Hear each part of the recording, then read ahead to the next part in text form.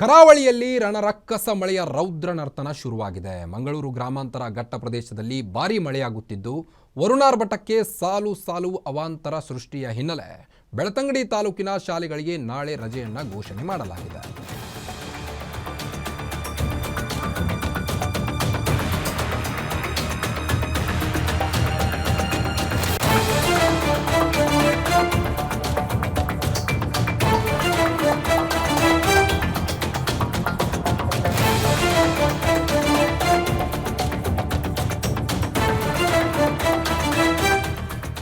ಕರಾವಳಿಯಲ್ಲಿ ಭಾರೀ ಮಳೆಯಾಗುತ್ತಿದ್ದು ಮಂಗಳೂರು ಗ್ರಾಮಾಂತರ ಘಟ್ಟ ಪ್ರದೇಶದಲ್ಲಿ ಭಾರೀ ಮಳೆಯಾಗ್ತಾ ಇದೆ.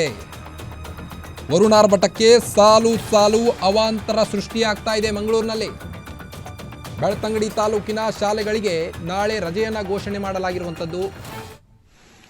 ರಜೆ ಘೋಷಿಸಿ ದಕ್ಷಿಣ ಕನ್ನಡ ತಹಶೀಲ್ದಾರ್ ಆದೇಶವನ್ನು ಹೊರಡಿಸಿರುವಂಥದ್ದು.